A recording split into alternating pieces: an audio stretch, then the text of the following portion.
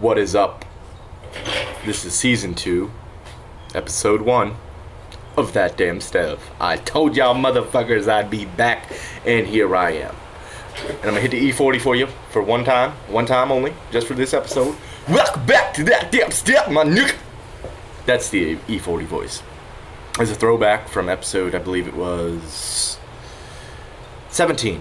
Episode 17, the Illuminati Syrian sunglasses. That got a lot of views worldwide, and I hope that this season keeps up with the tradition. For you old viewers, thanks for returning. I love you guys. For the new viewers, I may love you too if you continue to watch, and that's a wonderful thing. I don't waste my time and attention on ingrates. So let's do a little background about That Damn Stev. I'm dropping shit. First off, sponsors BJJ Life, Metal Militia. I had a can of Monster, but I drank it, so whatever. And I just dropped that shit all over again. See, I feel like Tom Cruise, like when he was in love with Katie Holmes and he flipped out on the Oprah show. I'm so ecstatic that I get to do season 2 of That Damn Stev. Still broke as shit here, doing it on the phone. I haven't went and got anything, so we're gonna rough it for a while. So let's do a little background about me. I started a web show last year, went about 20, 21, 22 episodes, decided, hey, I'm going to go on a hiatus for a little bit. Ran out of stuff to talk about. I lost the passion, and that wasn't fair to you, me, or anybody else that wants to watch the show. So now I'm back, full of material. Me, personally, I'm pretty easy to get along with once you break through the hard, callous shell of a douchebag that I seem to have. Like I said, I don't waste my time on ingrates, so if you're not going to give me 100%, I'm not going to give you 100%. Fair enough, right? So get all the hating aside. If you want to hate, feel free. You can hate on me. I don't give a shit. It makes me feel good. All the bullshit aside, if you got something to say to me, please, by all means, say it. I don't want to hear a bunch of shit. You know, oh, this person said this about That Damn Stev, or this person said this about That Damn Stev. Just say it to me. I'm a grown-ass man. I can handle it. I'm a veteran. I've done a number of things, so a lot of my shit stems from there. So pay attention, you'll listen. I'm a truth seeker. I like to find a lot of truth. I'm not religious. If you are, that's good for you. It's not for me. I think that's about it. Yeah. I'm into legalizing weed. I love tattoos. I love motorcycles. I graduated. Yeah, I graduated. So I'm actually a college, I guess you could say, graduate. Yeah, so that's out the way. And yeah, that's about it, man. That's me. So if you want to hear funny shit and opinions and rants and things like that, hey, you're in the right place. I actually showed the old season to one of my coworkers. He's a younger kid. He's about 18, 19. He's like, holy shit, dude, everything you said was true. And that's coming from a complete stranger, and I will get a video testimonial. I'm not going to pay him because he has a job. I'm not going to do that. But anyway, let's move on.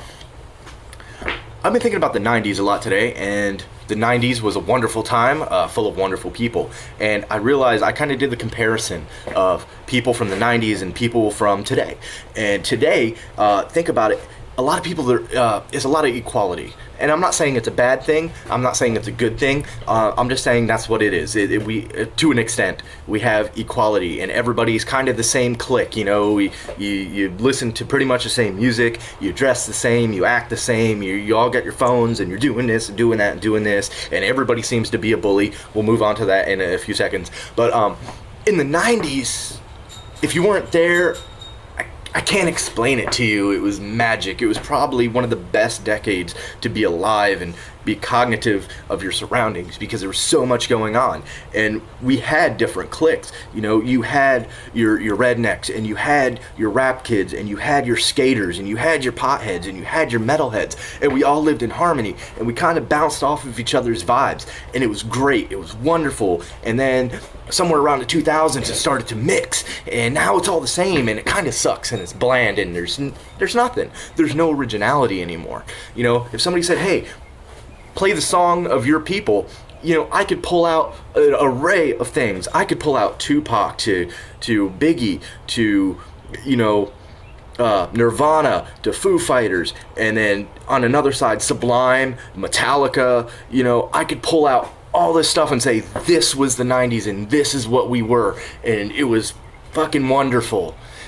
And they'd be like, oh man, that is pretty cool. But in a way they would never really understand.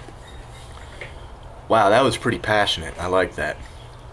But we were talking about it, and I'm a big believer that, I believe people should be treated equally, but at the same time we need classes, because without that, it goes against the pure form of nature where it's survival of the fittest. If you take out the rules and make handicaps and make everybody equal, then the species does not live on to its full potential, and that's the predicament we are in now. So why don't we try to change that up a little bit? It's not being a bully. It's just saying, hey, it is what it is. Come to be bullying. See, back in my day and even before, a bully was somebody who beat you up. It's not like, oh, they called me an asshole on the internet.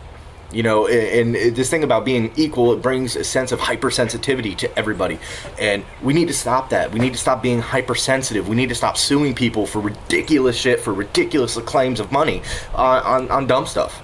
You know what I mean? Like, oh, I stubbed my toe on your coffee table, and I'm gonna sue you because I have no equilibrium, and I knocked my toe, but it's your fault because it was your table. Think about that. Is it fair? No, it's not. People don't look into nature and see a lion eat a gazelle, and they say, oh, the lion's a bully. He's bullying the gazelle. No, the motherfucking lion's trying to eat. He's trying to survive. He's trying to keep his species going. And that's what it's about, man. So just relax on this bullying thing. The 90s were good, though. I really enjoyed them thoroughly. And I was kind of paying attention. I was kind of doing a little research and do the drug trends, and style and, what people did throughout these times.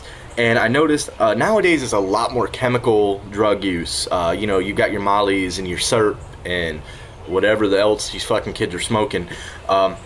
See, in the 90s, it was, we were like, hey, we are who we are, and this is who we are, and this is what we do. And, we smoked weed. Some people did heroin. There was still some coke use from the 80s.